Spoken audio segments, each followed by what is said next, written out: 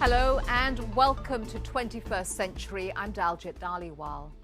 For elephants, last year was one of the worst ever recorded. They're being slaughtered for their ivory at record rates. African elephants are increasingly the targets of global criminal trafficking networks.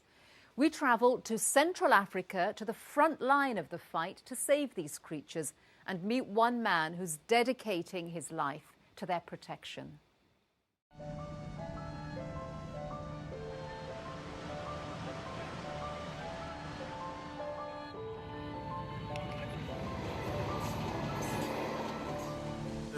I've always been fascinated with the local wild animals. But before, I was powerless to protect them. But now Dr. Joseph Ukwiyi is anything but powerless. He's engaged in a dangerous struggle against a criminal network to protect these animals, his lifelong passion.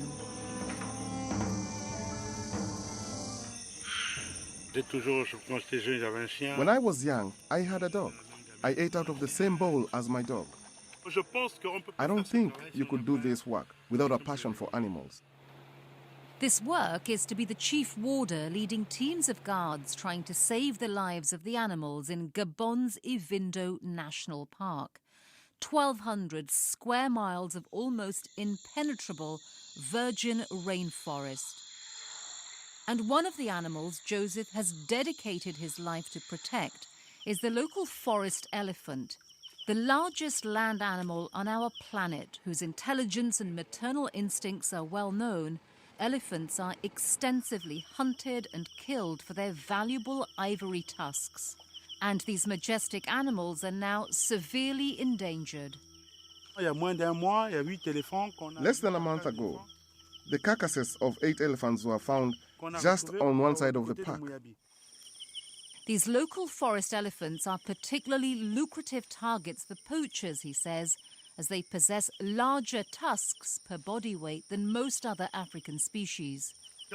In this region, it's known that there are what is referred to as the big carriers.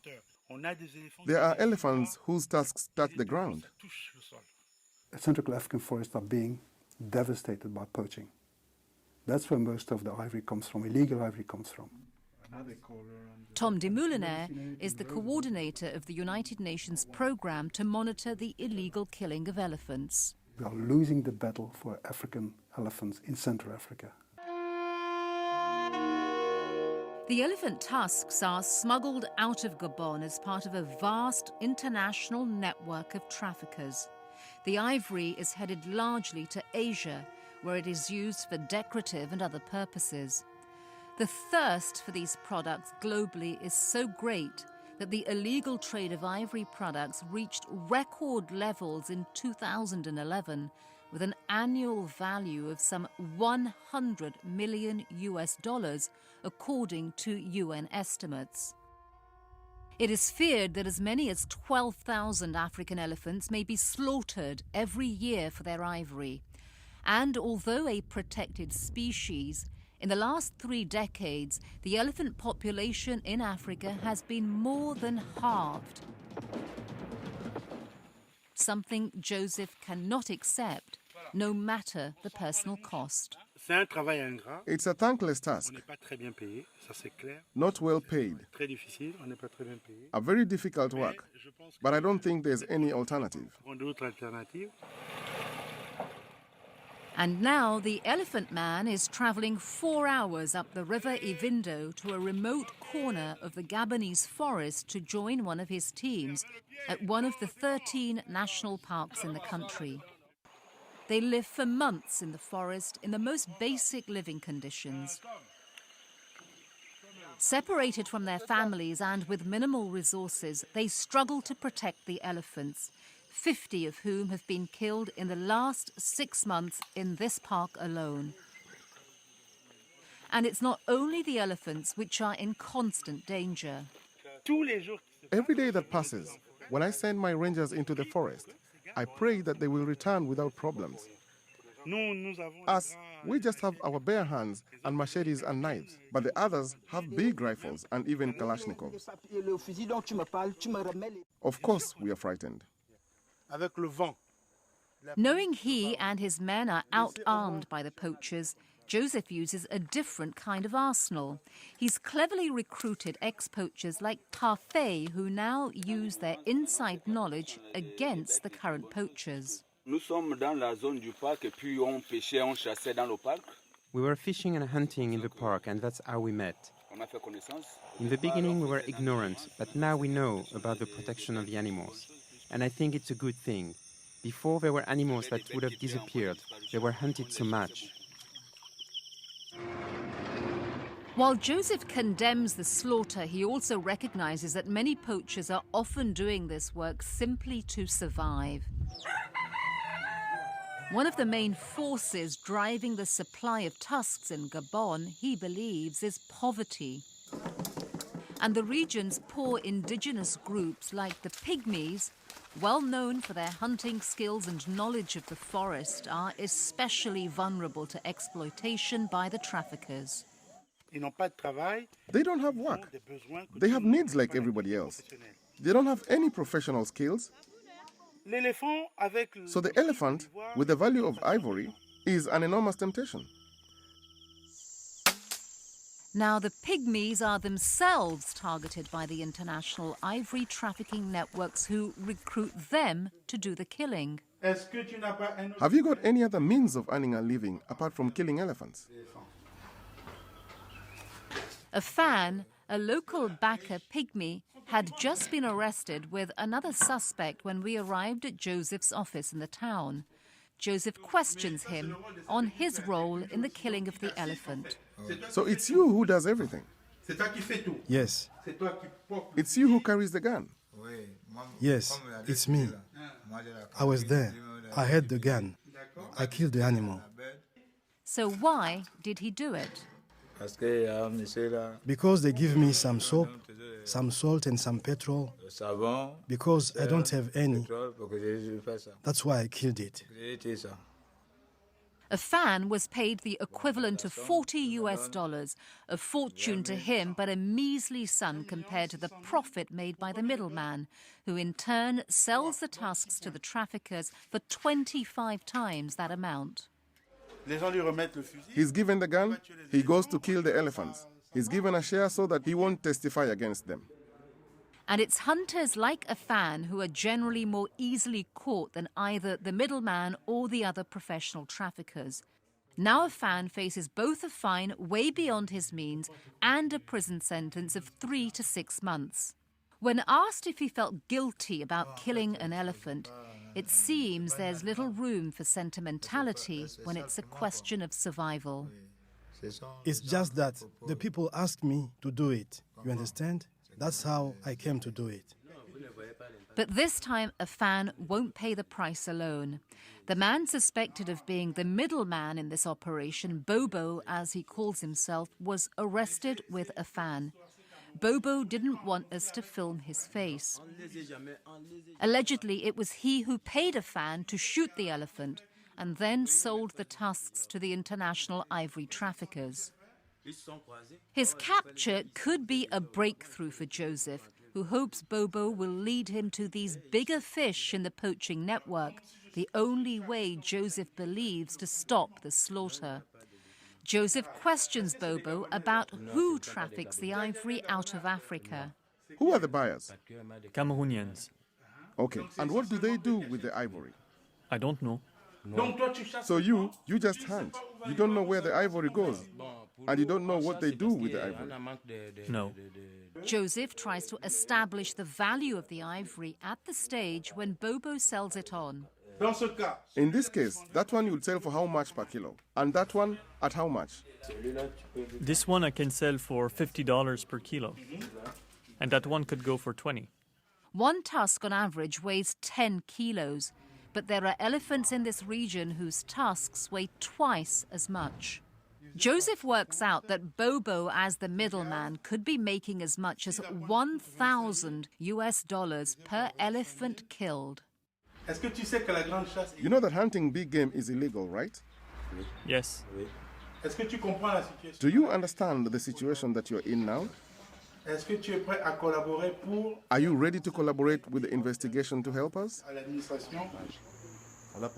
Although Bobo refuses to give names, hoping for a reduced prison sentence, he and a fan do agree to take Joseph's team to the elephant carcass deep in the forest. The collection of evidence at the site will help build a case against the traffickers. That night, Bobo and a fan set off with the forest guards on the 3-day journey back to the slaughtered elephant. Meanwhile, the next day, Joseph joins another of his teams in the forest who also found an elephant carcass 3 months earlier. Joseph is going to look at the bones to see if the elephant was killed or died of natural causes. He's looking for signs of brutality. Here's the evidence. Look. The skull. You can see how it's smashed. They've cut it with the axe to get out the ivory. This proves that the elephant has been well and truly killed for its ivory. It's a sight he can never get used to. Sincerely, it makes me really sad to think that my Gabonese brothers devote themselves to this kind of activity. Government efforts have been stepped up to stop this kind of activity across the country too. One of the tactics to stop the trade is the setting up of road patrols on main routes to search vehicles for ivory and other protected species smuggled out of the forest. Bonjour. Good morning. We're from the Ministry of Water and Forests. Where are you coming from? At this patrol, they found some small animals killed illegally for meat, but no ivory. Another tactic to help stop the criminals, preventing trafficked ivory from leaving the country's alleged main exit point, the main port at Libreville.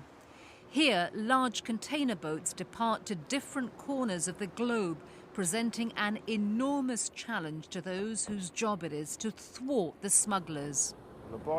The port is a border, and we've done everything we can to make this border impossible to breach, in accordance with international norms.